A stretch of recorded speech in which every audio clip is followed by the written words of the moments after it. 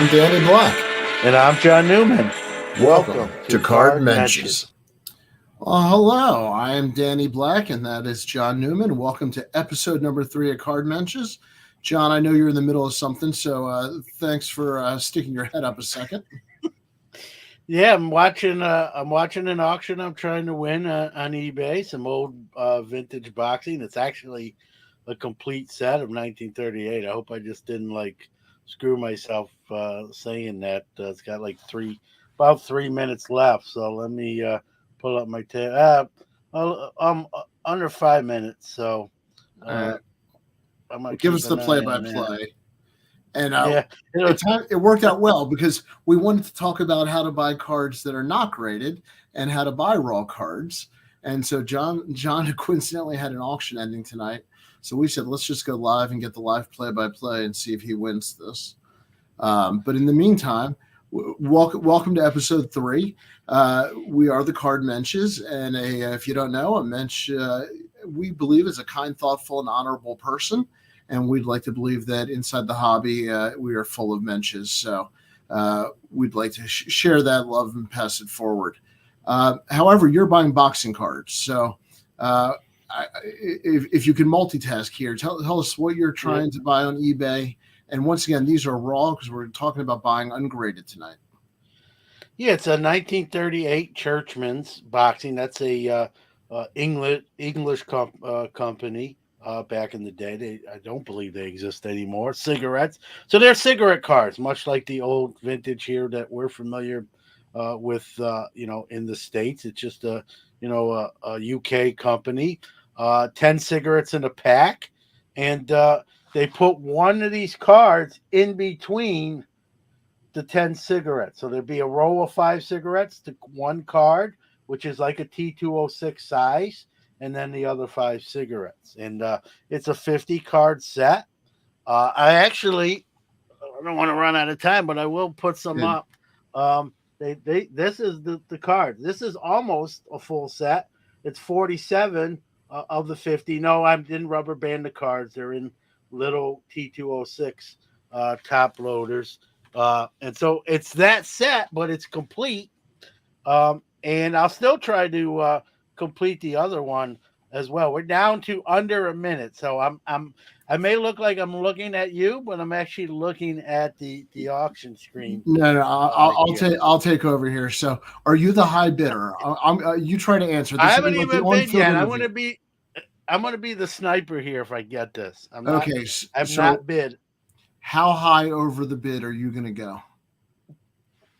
A decent amount. I want to try to win this thing.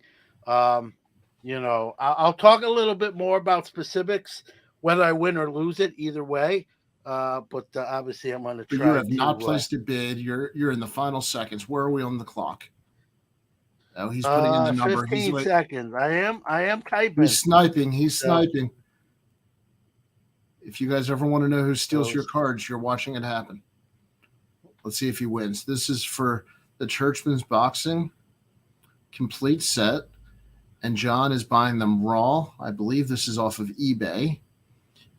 And part of our conversation is buying cards raw. So we're watching John live bid on auction that is ending right now. Oh, my God. I didn't get my bid in time. Oh, see? Sniper It's missed. all your fault, Dan. Oh, well, I'm not even calling you Danny. That's how. I don't know. I did it with 7 seconds. I wanted doing the show. Wow, and the bid never went up from what it was. That's crazy. That sounds like some sort of rigmarole. I don't know if I believe that. That's weird. I'm not gonna lie. Yeah. Very disappointed. Well, boy, talk about anticlimactic. Right. Well, so the whole point is you were willing to buy a whole set raw off of eBay, and this would not have qualified for the authenticity guarantee, correct? Well, unless it goes over 250, which I wasn't going to bid. Which, right. Man, I bid with 7 seconds. Apparently, that's not enough time.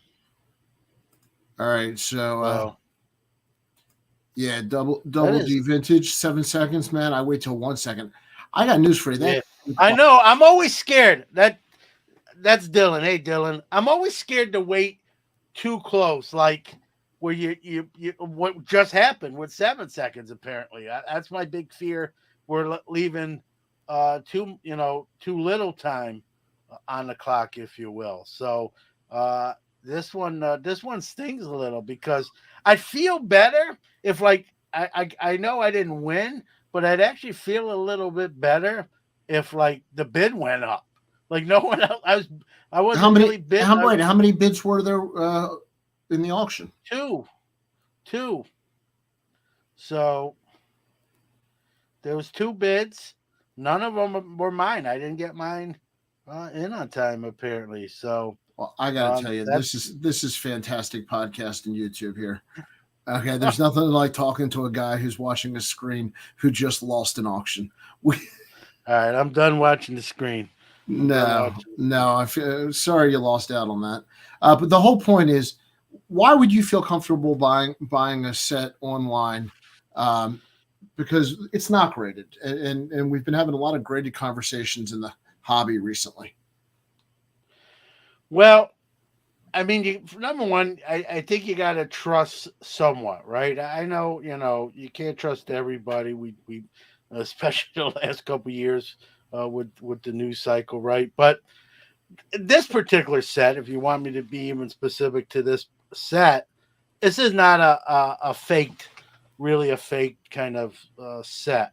The one thing you want to watch with these Churchman boxing sets is in 1990, they actually did a reproduction set, which looks just like the original, except on the back, on the bottom, where it says like property of like Churchman cigarettes, the reproduction says reproduced 1990, but very subtle, very subtle. And if you didn't know that it was there, you could get duped.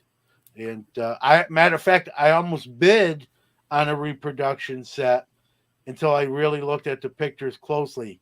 It wasn't in the title; it was in the description. So the title said, 1938 Churchman's boxing set, but when you read the description, it said this is the 1990 reproduced version, and that's what tipped me off. So I wish eBay would put it in the title, because if someone didn't open that description, and maybe that's what even happened. I obviously didn't bid on it, but someone else might have bid on it and thought they were getting a whole set. I think the other way to tell, Danny, this, right? Sometimes if it's too good to be true, it is, right? So if the bidding, sure. If you're bidding on something and it's just the bidding, it's like just way too cheap, that's sometimes a red flag, right?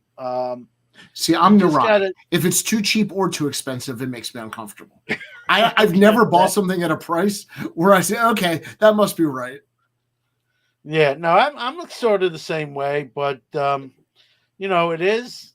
Sometimes you just gotta like take a leap of faith. I know it's a little dramatic, but obviously, if you're dealing with like a single card that's of significance, a Ryan rookie, Manos, you obviously now you got also, it may not even be may not be a reprint. It may be an original card, but now you got like the trimming factor, and everyone thinks trimming is like the whole side. It could be just even a corner. Cards are rolled to get out a crease and make the card thinner. It's hard. Listen, you don't think it's hard? How many times you hear a grading company slabs a trimmed card or an altered card, right? Sure. They get fooled too. So, all right. So let's help people. Let's give them better advice than take a leap of faith, and you might get screwed. So we're better than that. So where out there can you go to buy a raw card? Let's start with the biggest one is eBay's authenticity guarantee. And right, what is it, $250 or $300 right now, minimum price? It's $250, but it's rumored to come down. Okay, it's rumored to come down to like $150. They'll back you up on a raw card, I believe. They won't even send. It has to go through their authentication first. So you hear, people say, "Hey, I bought the card, but I never got it sent because eBay deemed it not adequate." But you So get your I money got back. my money back. Yep. Yeah, the transaction gets reversed, right?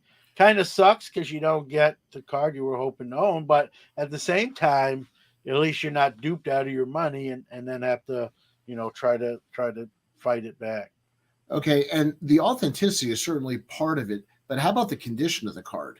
If you're buying a card and you have to start talking about good, very good, excellent, I mean, grading is so subjective when you start using numbers. Without numbers, it opens up a whole other can of worms. I found it interesting that PWCC partnered with Mike Baker to do some authenticating of their raw cards and sort of an evaluation for the eye appeal for the raw cards that they've done before with graded cards. How do you feel about the eye appeal when you're not in person? Because I want to come back to in person.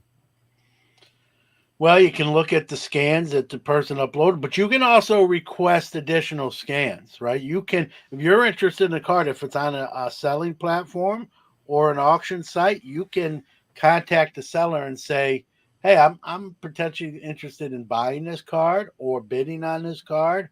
Can you get me better pictures of, all the corners, the top right corner? I think I see, you might not say that to the person, like, I think I see something. You might just say, "Hey, can I get a closer picture of the top right corner, please?"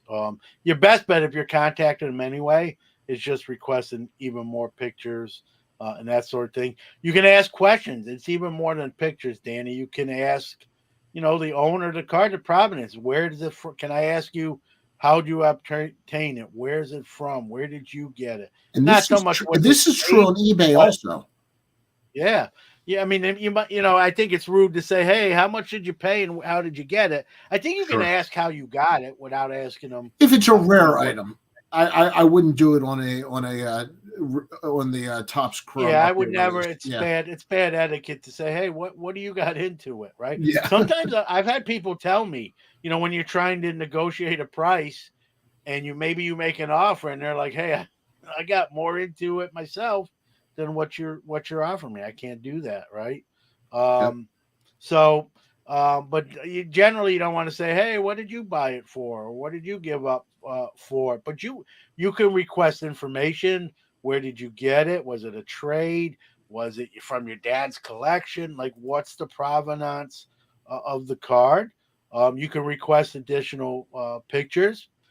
It's not a good thing to do, but you could say, "I see what looks like a small crease in the lower left corner. Is that what it is?" I mean, you can do that. They're going to say no. They might say no, and you say, "Well, can I get a closer picture then to see what's giving me that impression that there is a crease there?" If it's in a sleeve, you can ask, "Can you take a picture of it not in the sleeve or not in the semi-rigid or top loader?" And if someone refuses to do some of that, then they may lose a sale. That's, obviously their choice. But you can ask questions. I mean, nothing beats. I think most people will agree on this, right? I know you will, for what what you do for work. Like, nothing beats seeing it in person, right? Having it in your Without a hand, doubt. even pulling out magnification and looking at it, right? So anytime you buy something sight unseen, it's it's really a leap of faith until you get it in your hands, right? And I've had that sort of transaction go both ways, right? I've bought a card that looked better in the scan, and when I got it, it wasn't terrible, but it wasn't as great as I initially thought it might be. And I've had that go the other way too, like the pleasant surprise, like, "Hey, I'm buying this card. The scans weren't great, but I still got a good price on it." And then you get the card, and it's actually in better condition than you kind of envisioned it, with maybe some bad scans. So that can, it's crazy, but that can actually work sort of in reverse too. I mean, not often, but it has happened with cards I bought online or I had a bad experience. That's part of the reason I wanted to talk about this today. Was I got this 57 Eddie Matthews. I'm working on the 57 set, And looked at all the scans, looked at all the pictures. It was given an arbitrary near mint kind of designation. I truly believe this card was pressed or cut. Now that I have it, it didn't qualify for any authentication program, and it's for my personal collection. So I personally I don't care a ton. I'd like to replace it one day. I'm a little peeved. I'm out a couple bucks. It is an Eddie Matthews 57. But I guess that's the issue is I'm putting together a set. Some of these cards are going to be $20 to $100. They're not going to qualify. I'm not going to get them graded. Are there sites that we trust better as raw buyers? Or is it the old fashioned? You go to a lot of shows because when you pick up a card and you touch it and you smell it, you can tell that it's not the 92 reprint, from when it's in your hands a lot easier. I mean, eBay with their authentication now in place is a little bit safer than it was previously. Any platform that offers sort of a money back guarantee type deal, even if it's not like eBay's authentication, but where like if you feel like you didn't get what was represented online when you finally get it, right? And there's certain cards, I know we're talking heavy vintage here.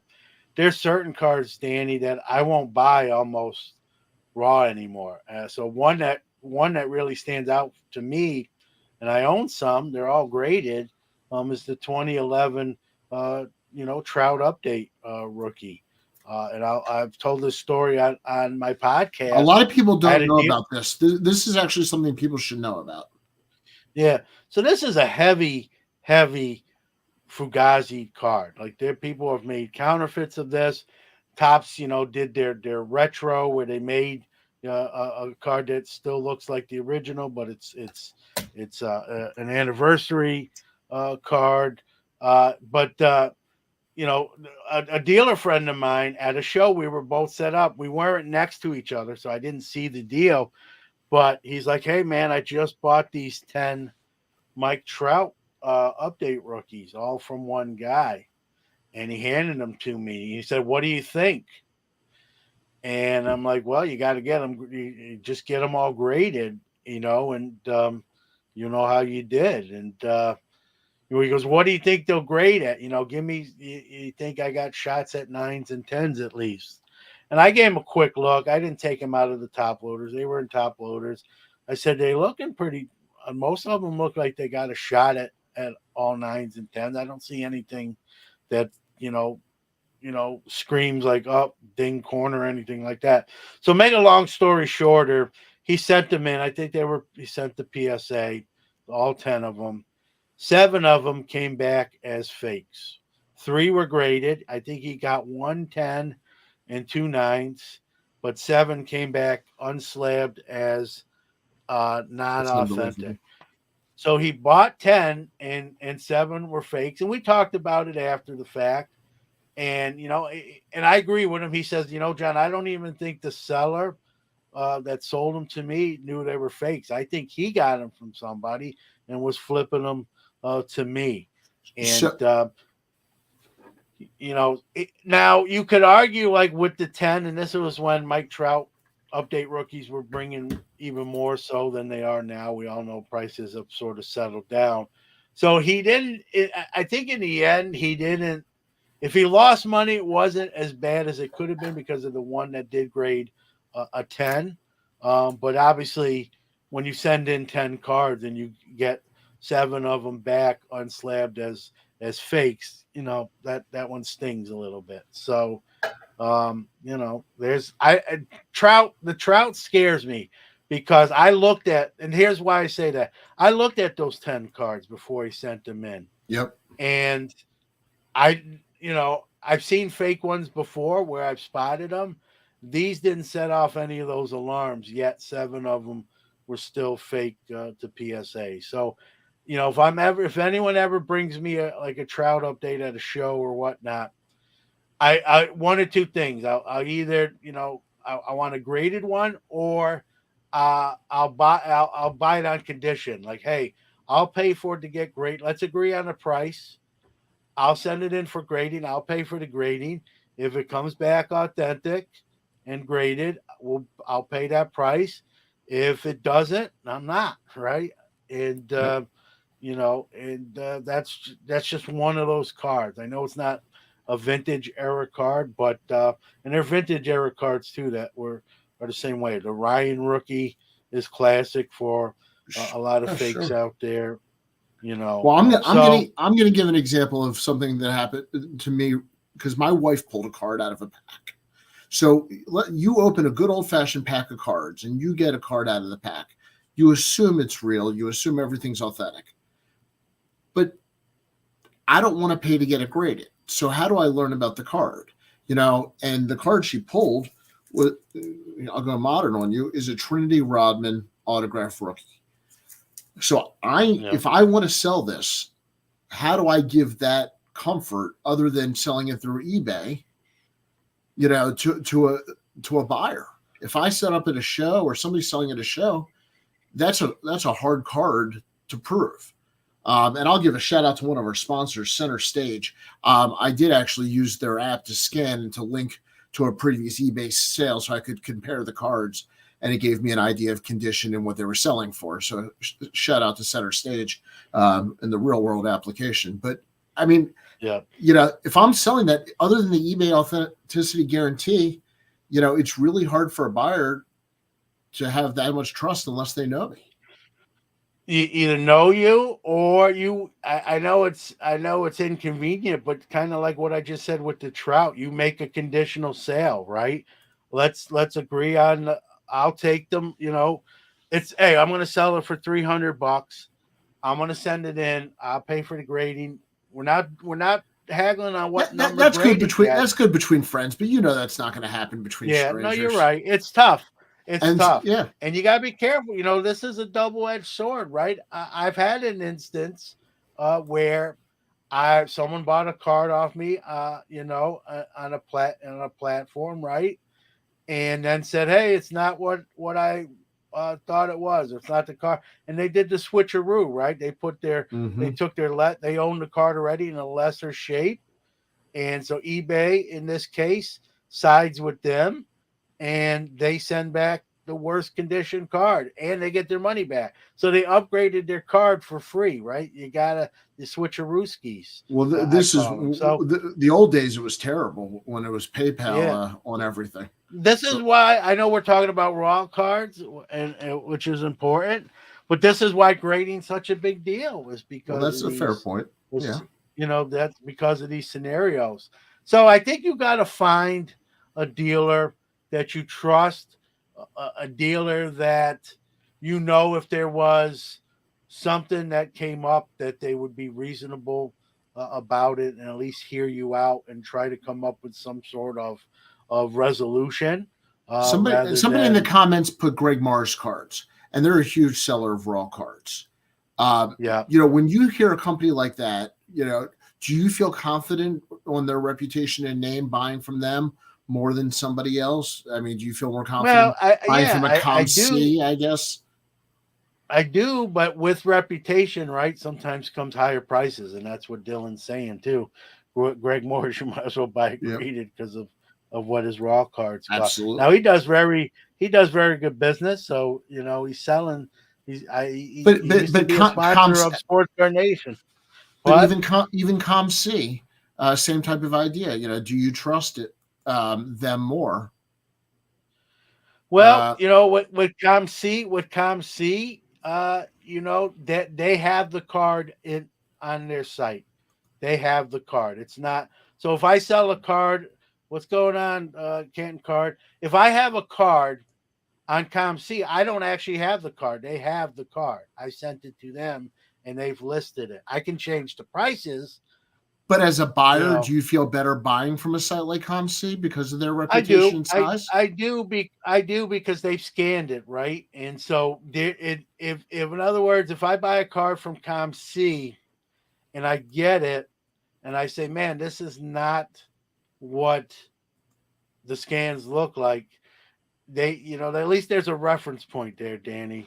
You know what I mean? They can, but again, you could still, they could come to you and say, come back and fire back and say that, we sent you the card that was here, and that doesn't look like the card we sent you. So, I mean, if it's not in person, there's always that risk. I hate to say it, but do you have a kind of a dollar limit, or you don't have to share the yeah, I number? mean, if anytime you get into 3 figures, definitely 4 figures, if you're buying cards like that, unless you absolutely know the provenance or you just trust that dealer almost unconditionally, you almost, I just really will buy graded. Now, I buy collections, right? So you're offering one price for 8 totes, and you're offering a price. Let's be honest and genuine, right? You're offering a price where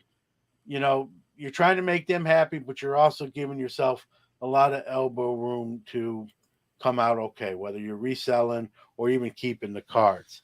So in those kind of deals, even if there's a card or two maybe that doesn't cut the mustard, you're still probably okay. But if you're buying 1 or 2 significant cards like on an individual basis, for example, the Jackie, I was never going to buy that card raw. Sure. I can even tell. Well, I don't want I tell a story. I was walking with Dr. Beckett before I eventually got the jacket. He knew I was looking for it, and I saw one in the case at the National. This was a couple years ago. I think it was the Chicago one. It wasn't the Atlantic City one, and the price was kind of decent. And I said, Dr. Beckett, take a look at this. What do you think? And he kind of elbowed me, and we kept walking. And he goes, no. That's all he really said. Like, no, I wouldn't buy that one. And without saying it, I really felt like he was basically telling me he didn't think. Guys, John's a man of the people. His advice is take Dr. Beckett around to a card show with you. It wasn't. We weren't even. That's a very down to earth answer. That's a very down to earth answer. It was just we happened to be walking around the same time, and I remember seeing at that table, and I wanted to get his sort of thought. I don't real quick. I want to say hi to some of the people in the comments. Greg F. Good evening, everyone. Hello, Dylan. We got a hello in. Can Card Collector. What's good, Brooklyn? Shout out to John's. Hometown. I guess what do you call Brooklyn? Your hometown? Is that what you refer to it as? The hometown. I know it's a city, but where you're from is your hometown. So it's my hometown. Also, like to thank everybody. A lot of feedback from since we're talking about the Dr. Beckett episode last week. Thanks for all the feedback in the comments. Any comments you guys have, if there's anybody that you really want to see as a guest or topics you want us to talk about, certainly always put those in, and you can leave comments afterwards on the podcast chats or the YouTube chats. But also, if you're in the chat right now, I'm curious where you guys feel comfortable buying raw cards from, because I've been searching a little bit more. I've been buying, I guess, more ComC than I have previously, and I'm starting to just try to figure out if I'm comfortable there. So, Greg Morris I've looked at. They're obviously, huge. Probstein, I don't know. They do a lot of graded as well, so I don't see specifically good deals. But these are all eBay companies also. And I think that's one of the things is I feel much more comfortable doing raw in person when it comes down to it, as we're talking about it. I think that's one of the reasons I do a lot of shows is I do like it in person. Yeah, no doubt. I mean, there are a lot of reputable dealers. SCD. Greg, he says eBay and ComC. Yeah. Right. If you take out the Sports Collectors Digest and read that, they have a lot of ads for like dealers that have been around 30, 40, even 50 years, right? Burbank, yeah, I mean they're huge. They've got probably one of the biggest inventories in the country, probably in the world, right? When it comes to cards, so there, sometimes you just gotta do it right and just cross your fingers. But again, when you get into those higher dollar cards, right? It's one thing buying a card for $50 and getting burnt, and then there's one thing, it's It's another thing buying a card for 500 or 5,000 and getting it burnt. It's a whole different thing. So always, it doesn't even hurt to ask the seller, right? What's your, guarantee policy? What's your return policy? Um, and again, you can ask question. Hey, can I ask you where the card came from? You really can't ask what they paid for, but hey, where did it come from? Was it a collection you bought out? Was it something from your own personal collection from many moons ago and you still have it? Your dad's? Where did it come from? Right? I have a Don Drysdale rookie in my showcase. I still have it.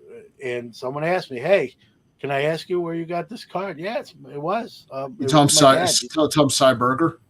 No, it's my dad's card. My dad gave it to me. It's from his collection.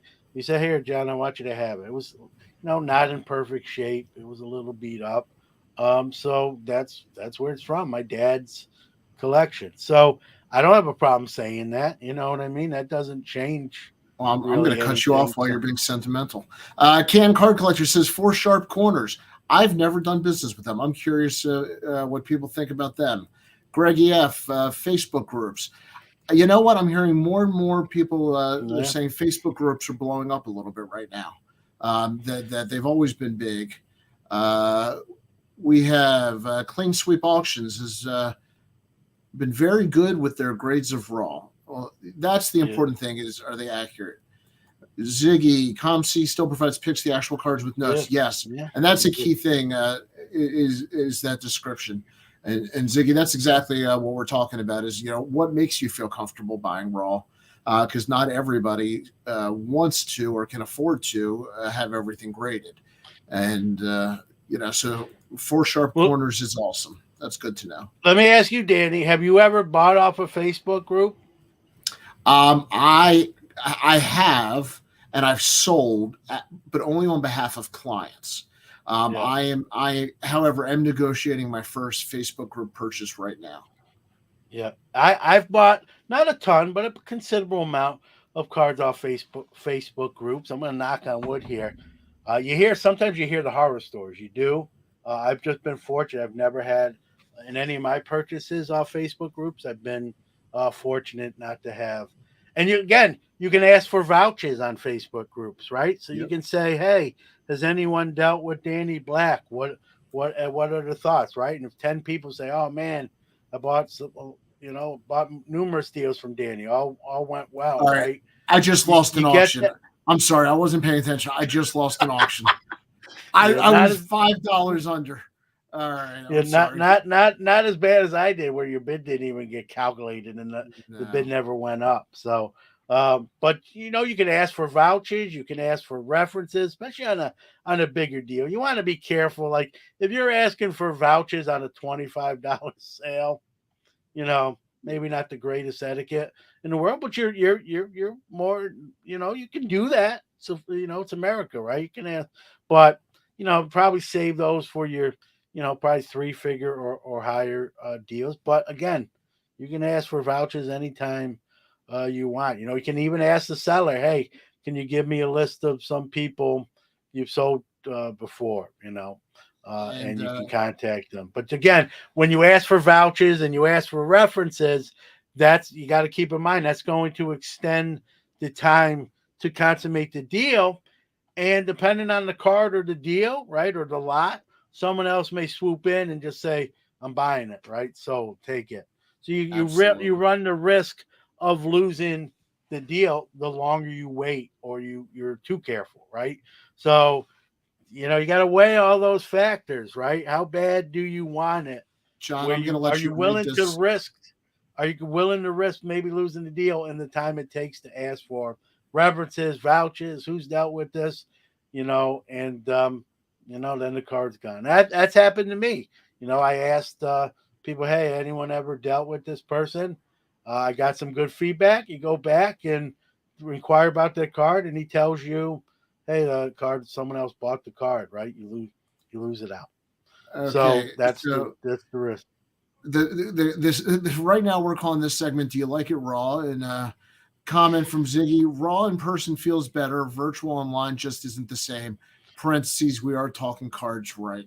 Well, it is late on a Friday, and I think we've each had an adult beverage. So, yes, Ziggy, we are still talking cards. Yes, cheers to that. Good evening to everybody in the chat. Thank you for your nothing. And Zig and Michael's right? Nothing beats. That's why 50, 60,000 people come to the National, right? You meet people in person, right? We can talk online. That's why I go to a mall show sometimes. Yeah, we can do StreamYard all the time, right? But to hang out in person and meet people in person, right? There's an allure to that. There's something, you can't replicate that. Same thing with buying a card in person. The National to me now is meeting people I like and are friends with.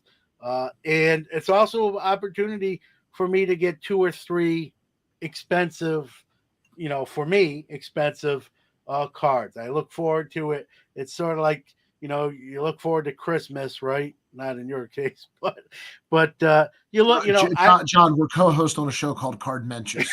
I was just like to let everybody know where John is in his adult drinks this evening. We are co-hosting Card Mensches. And tell me again. But I go to the National to promote the show, meet people, go to dinner, hang out with people, talk to people. But I also go because it's an opportunity to buy 2 or 3 cards off my want list of significance in person, graded or maybe raw, most likely graded. And you can't, like Ziggy said, Michael said, you can't replicate that. There is no substitute. It's either in person or online, right? And we talk about online, right? A lot of things could go wrong in online, right? You can buy the card and through no fault of the seller, right? We hear stuff gets lost in the mail. I just sent an SGC bulk sub 2-day priority that took 8 days to get to Boca Raton, Florida. You know very well about it. I was a nervous wreck talking to you. Like, hey man, what if this package is lost? These aren't even my cards. There's 246 high dollar, mostly high dollar cards. I will verify it was 2-day shipping, and it was like 6 days or something. Got stuck in Charleston, South Carolina no for 3 days with no update. I'm like, did it fall off the roller? Did an employee put it in the back of his car? You guys don't understand. For those 6 days, I spent more time on the phone with John than I spent time with my wife. It was very nerve-wracking. All right, we're going to wrap it up here on the Do You Like It Raw segment, and we're going to move on to our bets, picks, and fantasy advice. So let's. Welcome to the failure segment, where John and Danny share their picks sure to go wrong. And this week, this segment is brought to you by our partners at SGC. Experience, quality, consistency, and the quickest turnaround times in the grading industry. We are proud to partner with SGC Grading. Check them out at www.gosgc.com. All right, John. Well, we've got the national championship game being played, I think, Monday, the night that the audio on this will come out. So we've got it on screen, and this is at the time of the live recording here on Friday night. BCS championship game, TCU plus 12.5. It's considered at Georgia, but it is neutral site. So TCU plus 12.5. Who do you like there with Georgia? Man, well, Georgia's the defending champ. This game's at SoFi Stadium, California, for clarification. I'm rooting. I have a lot of friends that are Georgia fans, so I don't really have a rooting interest either way. Like, whoever wins, I'm not going to be that upset. I tend to root for the underdogs in these situations when I don't have a dog in the fight. Georgia won it last year. It'd be nice to see TCU. I believe it would be their first ever national title. I don't think they've ever won before. So I'm rooting for them, but I won't be disappointed if crushed if Georgia wins. That's a big number, the 12.5. 12.5 is a real big number. Yeah, I think, and their quarterback is legit. Yeah, no doubt. I think Georgia wins the game. I don't know if they cover. So if I'm going to pick the spread here, I'm going to take TCU into points. I'm not sure they can pull off. I think the magic might run out for them here in the title game, but I think they might be able to keep this competitive. I'm scared maybe a late Georgia touchdown puts it over the spread, but I think this is going to be a pretty decent competitive game. So I'm going to take the points and TCU, not the money line here to outright win, but give me 12.5. When the game starts, it's 12.5. TCU 12.5, Georgia nothing. Yep. I like that a little bit. I'm not gonna lie. And the over/under is at 63. Before I give my picks, how do you like that over/under? It's actually a big number as well. If it was the NFL, college, you never know. Both these teams score points, so it is a big number, but I can see like a 42-31 type game. That's 73 points. So I'm gonna take the over. So I'm gonna take the points on TCU, and I'm gonna take the over. And real quick, we have a comment, and this might be more down your alley here, so I'll let you read this one. Yeah, who do you got on the Gervonta Davis Hector Garcia fight? I'm not an expert. Like, I used to be a huge boxing fan, so I don't know. You could read the question. That makes you the expert on the show. So I know if my memory serves, Davis has kind of struggled lately. I know I just had Les Wolf on. He actually talked about this. So I'm just, I got a 50% chance of getting this right? I'm going to go Hector Garcia. I'm going Hector Garcia. All right, Hector Garcia, and he's going to take the eyebrow. BCS championship game with TCU 12.5. I'm going to take Georgia. I think, with all due respect to my TCU friends, it's been a great run. I think they're a fantastic team. I just think at this point Georgia's been on a mission, and I think Stetson Bennett is going to cap off his career, and I think they're just going to kind of lay down the law there. Yeah, Stetson Bennett is like 34 years old. So you're right. He's very experienced. Well, he's earned it. I mean, it's been a 10-year career. Lovely. He's actually going to be graduating with his son, which is a phenomenal achievement. Mazel tov to Stetson and his son. And the over/under at 63. I like the over on that as well. I just think it's going to be a little bit of a shootout. I like the over/under. I will admit on the boxing question, I have not heard of either one of those gentlemen. I'm sure they are lovely. If they would ever like to grab a cup of coffee, I am available. But I could not tell you who to bet for on that. What else are you looking at with the NFL season going into the final weekend here? Anything else catch your eye, or are you just ready to put yourself out of misery?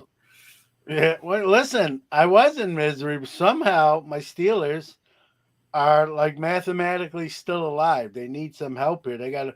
First off, they got to beat Cleveland, and they got to have the Jets beat Miami and Buffalo beat New England. I'm confident about Buffalo beating New England, especially now with the great Damar Hamlin news that the breathing tube is out. He FaceTimed with the team and talked to them. I think they're going to be inspired. So I think Buffalo beats New England. I'm not as confident that the Jets are going to beat Miami. And I know Miami is sputtering a little bit, but it's still the Jets. Miami, the Jets are eliminated. Miami can make the playoffs by beating the Jets. So I think Miami comes inspired, wins. And then the other thing I want to say, it's Joe Flacco is the starting quarterback right now for the elite Jets. Quarterback. Elite quarterback Joe Flacco, who won a Super Bowl for my Baltimore Ravens. Yeah, you were like 12 years old. I was at the game. I was at the game. So anytime your playoff hopes rest on a 55-year-old Joe Flacco, you're probably not going to the playoff. Listen, I mean, what what does it say about Zach Wilson that they're benching him for Flacco? It says that Zach Wilson is the bust I said he was when he got drafted number 2 overall. But they've killed all trade. I mean, they've basically. Well, you're going to say that, right? If you're trying to market a player you don't like, right? You're not going to like. I'm the GM of the Jets. You're the GM of the Ravens, and you want Zach Wilson. You don't, but just hypothetically, right? I'm not going to say, hey, man, Zach Wilson's terrible. We can't stand him. I'm going to say, hey, he's young.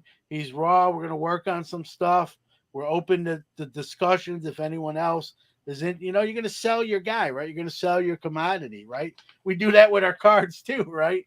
Absolutely. So the Jets have moved on from him already, but they're not going to say it like that, right? They're trying to keep some of his trade. They're going to get a draft pick. What round? I don't know. But if you trash your own guy, you're going to get a 5th, 6th, or 7th round pick. If you sell him a little bit, maybe you get a 3rd or 4th round. And on that same logic, we get a question right now. What do you think happens with Derek Carr and Trey Lance next season? I'm going to predict that neither one of them are with their current teams. And I'm going to predict that what John said is right, that everything you hear is going to be lovely spin about why you should be happy to trade for them and give up a pick. Or on the way out, it will be niceties. I don't think you're going to see a lot of bridges. I only think you're half right. there. I think Derek Carr is definitely out of Las Vegas. And I want to ask you about, so I think Derek, so let's, I'm going to say Derek Carr is your next Indianapolis Colt quarterback. I want to hear your thoughts on Trey Lance. You don't, I think Bryce I don't think he's not in San Francisco. I think it's Bryce Purdy and Jimmy G.